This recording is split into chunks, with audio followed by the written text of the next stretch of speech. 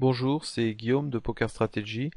Aujourd'hui je vais vous faire une petite synchronisation d'une vidéo NL1000 en heads up de Ragun.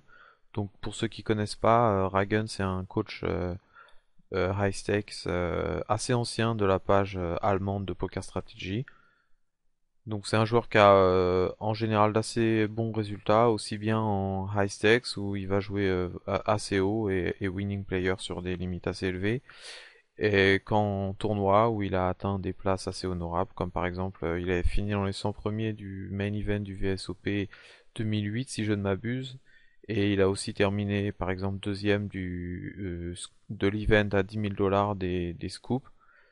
Donc dans l'ensemble c'est un joueur qui a de bons résultats et c'est un coach qui est extrêmement apprécié par la communauté allemande, où toutes ses vidéos sont un petit event, donc je pense que c'est une bonne chose d'avoir une petite vidéo de lui.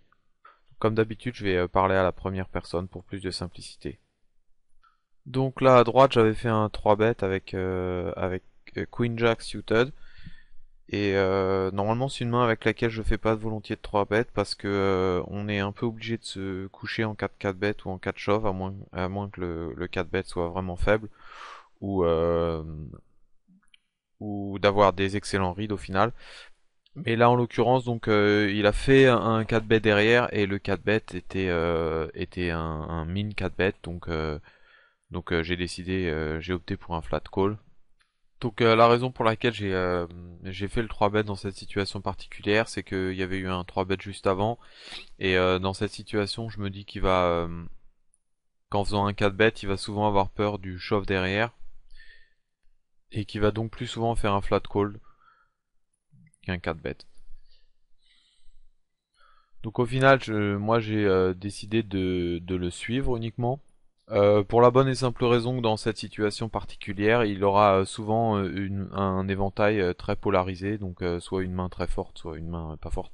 Et donc j'ai pas envie de me mettre all-in avec Queen Jack, parce que si jamais il a une main forte, donc de son éventail polarisé, il me domine très souvent avec mon Queen Jack.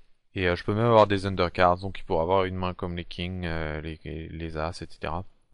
Là, sur le flop, j'ai également opté pour un call. Alors la raison, c'est qu'il m'a donné une excellente cote, mais que d'un autre côté, donc sur le flop, il va souvent me suivre avec des mains comme Ace Queen ou Ace Jack, dans la mesure où une main comme Valet 9 ou Dame Valet est assez vraisemblable dans mon éventail. Et donc j'ai opté pour un call, sachant qu'en cas de check-check sur le turn, j'ai encore des chances de pouvoir voler le pot sur la river face à Ace High, etc. Et je peux opter pour un check down s'il y a une paire sur le board.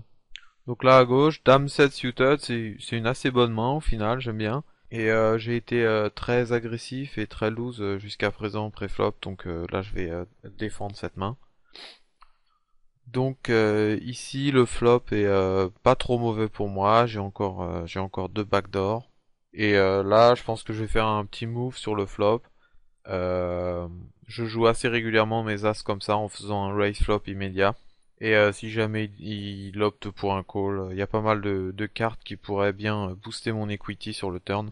Mais ça veut pas dire pour autant que je vais faire très fréquemment des second barrels sur le turn. Là, sur ce turn, je peux pas représenter grand chose. J'aurais vraiment du mal à représenter un 10 dans la mesure où j'aurais pas fait raise flop avec un 10. Et lui, il peut avoir toutes sortes de mains. Il peut avoir donc un